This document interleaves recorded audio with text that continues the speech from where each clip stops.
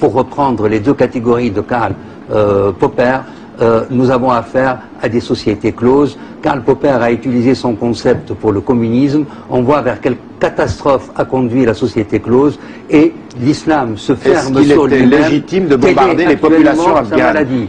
Écoutez, est-ce qu'il était répondez à ça? C'est très important. Vous voulez que je vous réponde? Oui. Très clairement, pour moi, c'est collatéral. Ah, les innocents qui sont morts en Afghanistan sont des victimes collatérales. Eh ben, c'est collatéral, si c'est ce rationalisme-là, c'est cette démocratie-là, vous faites très peur. La peau des talibans. Mais ça n'a rien à voir. Mais bien sûr, c'est une guerre contre les talibans. La population afghane, elle subissait le régime des talibans, elle ne le soutenait pas. C'est eux qu'on a tués. Subissait, ça, allez savoir. Hein. Ah d'accord. Ils sont tellement atteints par la maladie de l'islam que je me demande... qu'ils méritent les bombes américaines. Non, bravo. je ne dis pas qu'ils le méritent. Ah, c'est ce que vous dites, vous avez soutenu. Collatéral, il y a une guerre là.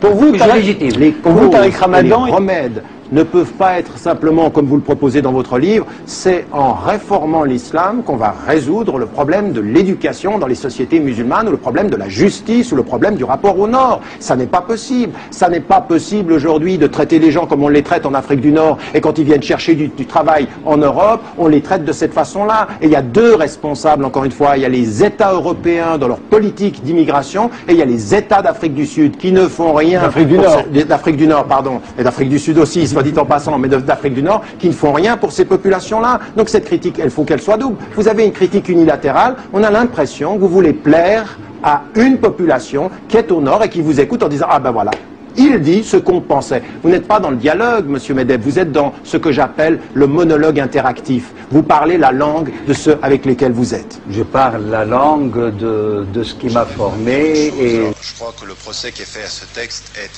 d'abord extrêmement excessif parce qu'on est passé dans l'ordre de la passion et on ne m'a pas répondu sur le fond. Ma position, elle est extrêmement claire. Ma position est extrêmement claire sur le fond. Je cite un certain nombre de noms, juifs ou non juifs, et ma position n'était pas cela d'abord, qui soutiennent la politique israélienne et qui nous donnent une lecture de ce qui se passe en France et sur la scène internationale biaisée. Je prends tous les exemples, tous les noms que j'ai cités, de toutes ces personnes-là, dans leur prise de position, ne dénoncent jamais de façon déterminée et claire la politique israélienne. Ce que j'ai entendu de M. Bernard-Henri Lévy, c'est dire « je me sépare de Sharon ».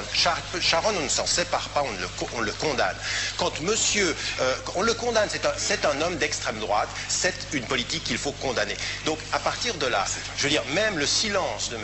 Kouchner sur la question me pose problème. On ne peut pas se présenter de façon internationale comme un humaniste et puis se taire sur le martyr, puisqu'il faut utiliser le terme de Finkelkraut, de la population palestinienne. Ce que j'attends certains de ces intellectuels, de quelque nature que ce soit, c'est qu'ils prennent des positions qui soient alors pour le coup universalistes. Et quand on vient me dire à moi que je ne suis que critique, que je ne viens que parler de l'apologie de l'islam, lisez tout ce que j'ai écrit. Je suis de critique à l'endroit des pays musulmans, à l'endroit de la politique des pays musulmans et des musulmans eux-mêmes, et je pense à une chose, ce que j'attends de tous ces intellectuels-là, voilà, mais ce que j'attends d'eux, c'est qu'ils condamnent la politique israélienne et qu'on ne vienne pas nous dire sur des plateaux de télévision en France, quand des Palestiniens sont en train de se faire tuer, vous savez, ce sont les victimes palestiniennes qui sont responsables de transformer les militaires israéliens en bourreaux. Écoutez, on l'a entendu sur la propos de Denis Siffert. Ah, on revient... Mais non, qui touche aussi à cette question.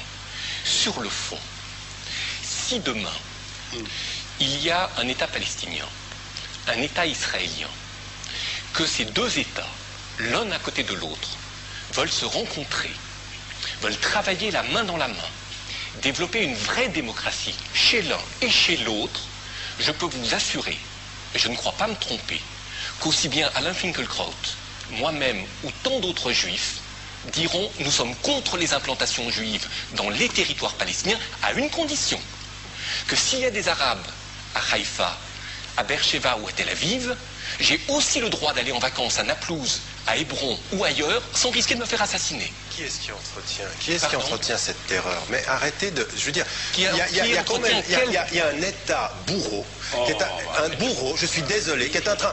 J'aimerais la politique fixe. Oui, non, demain, nous avons cette situation. Je vous demande de dire clairement, parce qu'il me paraît quand même qu'aujourd'hui, l'État et le gouvernement qui est en train d'opprimer un peuple et de le coloniser, c'est l'État israélien. Et je vous demande, par esprit citoyen français, de dire cette condamnation et de ne pas transformer les bourreaux en victimes. Et j'aimerais juste dire une chose, s'il vous plaît. J'aimerais quand même, parce que tout à l'heure, on me dit, oui, vous avez fait une liste de non-juifs. Voilà. Alors, ma position, elle est celle-ci. La liste, elle est liste pourquoi? Elle est liste parce que je m'adresse là à ceux qui sont les plus médiatisés en France. C'est-à-dire que toute cette liste, le point commun de tous ces intellectuels, c'est leur caractère médiatique et leur silence ou leur complicité quant à Israël. C'est ce qui explique cette liste. C'est pas une suspension. Quand Amnesty International aux États-Unis demande un moratoire sur la peine de mort, quand le président Chirac demande un moratoire sur la peine de mort en Chine, c'est pas parce qu'il est pour la peine de mort. C'est parce qu'il sait qu'il n'y a pas de possibilité pédagogique d'aller vers quelque chose qui est la cessation, si ce n'est d'abord par un moratoire. C'est ma position, je la dis, je la répète et je la confirme. Et je vous dis une chose. Non, mais attendez, vous savez la différence entre vous et moi, c'est que vous ne direz jamais, vous, aujourd'hui, au roi d'Arabie Saoudite, que ce qui est en train de se passer dans son pays est absolument inadmissible. Et comme vous l'avez dit, barbare. Vous savez pourquoi? Parce qu'ils ont l'argent qui vous fera taire. Vous et toute la classe politique française. Alors, j'aimerais simplement vous dire une chose. La position qui est la mienne aujourd'hui, c'est de faire en sorte que dans le monde musulman, on puisse cesser cela tout de suite et que nous allions vers quelque chose qui est un vrai débat de fond pour que nous ne faisions pas ce qui est en train de se passer aujourd'hui dans le monde musulman, à savoir des pratiques qui sont absolument injustes. Je répète avec clarté que je m'oppose à ces applications. Mais maintenant, j'aimerais retourner les choses, parce que je vous ai entendu dire des choses. Vous savez, vous dites, non, moi j'en ai vis-à-vis de l'islam politique. Et ensuite, on vous lit et on entend, l'islam ne peut pas et ne veut pas s'intégrer. Vous parlez donc de l'islam. Votre problème, c'est l'islam. L'islam modéré n'existe pas, cette religion ne peut pas s'intégrer. Attendez, soyez sérieux. Si, en tout cas, vous avez l'habilité, il faut avoir la précision quand on est un homme politique. Et ma question, elle est celle-ci. Vous avez pris, par exemple, comme exemple, vous prenez des chiffres et vous les tournez dans le sens qui vous arrange. Vous ne dites pas, par exemple, que 74% des Français sont pour la séparation de l'ordre du pouvoir. Ça veut dire que 74% sont totalement intégrés. Vous ne dites pas que 94% des Français de confession musulmane ou des musulmans vivant dans ce pays sont pour l'égalité. Pourquoi vous ne citez pas ces chiffres? Vous allez citer d'autres chiffres qui sont ambivalents. 46% des musulmans pensent que l'islam est plus important que la République. Mais la question même, elle est tendancieuse. Je vais vous poser une question simple. Vous êtes un catholique pratiquant, monsieur. Dans votre vie, qui est le plus important, Jésus ou Chirac? Oh. Là. Répondez à la question. Répondez à la question. Je ne sais pas si on peut répondre à cette question. Qui peut répondre à cette question? Oui, il peut répondre à la question, puisqu'il reproche aux musulmans d'avoir une foi. Ils ont une foi. Alors, monsieur de Villiers, alors là, je ne sais pas. C'est Jésus ou Chirac pour vous? La réponse c'est Jésus. La réponse c'est Jésus. La réponse c'est Jésus. Donc, alors là, c'est le même combat. C'est le même combat. Vous devez une chose, parce que on peut avoir une proposition qui est juste, mais avoir une conclusion qui est fausse. La proposition qui est juste, c'est qu'aujourd'hui, dans le monde arabe, il y a un vrai problème interne et il faut être critique par rapport aux dynamiques dans le monde arabe. Quand il a été dit, par exemple, que les intellectuels, parfois, n'étaient pas présents, que la société civile n'était pas... Il faut considérer qu'il y a une dictature, mais qu'on attend, par exemple, à l'heure où on parle maintenant, il est très important que le mouvement d'opposition prenne ses responsabilités et trouve les voies plurielles. On ne peut pas systématiquement blâmer l'Occident, et ça, c'est vrai. Il y a un discours qui a été, parfois, victimaire en nous disant... la seule cause de tous nos problèmes dans le monde arabe, c'est la question palestinienne. Or, moi, je pense que c'est le contraire. C'est la conséquence des problèmes en amont. C'est-à-dire qu'il n'y a pas de liberté, qu'il n'y a pas de dictature et il n'y a pas de société civile. Mais vous ne pouvez pas, avec cette proposition qui est juste, aller vers la conclusion que finalement Israël, c'est rien du tout. Je veux dire, tout ce dont on est en train de parler, écoutez, soyons sérieux et lucides sur le monde arabe. Les vraies questions sur les démocratisations, le respect des peuples, le fait de l'indépendance de ces peuples, le fait qu'ils puissent avoir accès à leurs matières premières ou au pétrole, c'est central sur la question économique et sur la question sécuritaire avec la place centrale d'Israël. Aujourd'hui, même l'administration d'Obama, qui a voulu avancer et nous présenter une nouvelle image, aujourd'hui est complètement coincé par des impositions qui viennent d'où? Qui viennent de la centralité de la question israélienne dans la région. Vous ne pouvez pas ne pas tenir compte du fait que les blocages en amont dans le monde arabe sont dus aussi au fait. Et moi je ne suis pas d'accord avec vous. Aujourd'hui, Israël préfère 1000 fois des dictatures qui lui permettent de continuer son travail, de continuer cette colonisation lente et le fait accompli, que des démocraties parce que les voix du peuple refusent la politique israélienne actuelle. Condamnation sur Sakineh. Moi, je suis condamné. Non, j'ai condamné à plusieurs reprises et depuis le départ. Vous avez signé la pétition de Bernard-Henri Lévy? Non, non, j'ai condamné sans signer. Non, faut pas confondre les pétitions instrumentalisées et les positions de principe. Ma position de principe a été une condamnation. Je n'aime pas du tout les condamnations sélectives de certains qui se braqueront sur l'Iran parce que c'est dans l'air du temps, mais on les entendra jamais sur l'Arabie Saoudite parce que c'est l'ami du gouvernement. J'aimerais bien les entendre, qu'ils fassent une pétition sur l'Arabie Saoudite et je la signerai avec lui. Alors je peux vous dire... Au 7e jour de son offensive sur Gaza, Israël poursuit sans relâche ses raids ciblés sur le territoire palestinien. Hier, 2 missiles sur 7 immeubles ont tué l'un des chefs politiques influents du Hamas ainsi que sa famille. Des tirs d'obus israéliens viennent de frapper une école de l'ONU où s'étaient réfugiées des dizaines de familles. On compte au moins 40 morts, selon un premier bilan. Des femmes, des enfants, des vieillards. Sur le terrain, les unités d'élite tentent toujours d'avancer en profondeur. De jour comme de nuit, les opérations commando se multiplient. Voilà où nous en sommes, des commentaires sur Tariq Ramadan. Parce que je suis choqué. J'aimerais vous dire une chose, je ne suis pas le seul, je pense qu'on est nombreux à être des Européens, à vivre en Europe et en Occident et à voir la couverture médiatique. Et on a l'impression que la propagande israélienne fonctionne jusque-là. Là, ce qu'on vient d'entendre, en une phrase, c'est le Hamas qui a rompu la trêve, c'est tout ce qui est dit, c'est la légitime défense d'Israël. Et puis, dans le massacre, on met en évidence qu'on est en train de cibler un certain nombre de membres du Hamas. La réalité, elle est qu'aujourd'hui, les organisations de solidarité, les Nations Unies, qu'est-ce qu'elles disent ? Tous ceux qui sont sur le terrain, qu'est-ce qu'ils disent? Ils disent, vous ne vous rendez pas compte de ce qui est en train de se passer. C'est un massacre de civils. C'est un massacre d'une population. Alors moi, je trouve très cynique, je suis désolé de vous le dire, d'entendre dire, mais alors si on bombarde autant, pourquoi il n'y a pas plus de morts? Où sont-ils? Attendez, quand même, je veux dire, vous pouvez en arriver à ce cynisme-là? Les gens sont... C'est du cynisme. Vous êtes dans le calcul et en essayant... Non. Je pense une seule chose. C'est que quand on entend...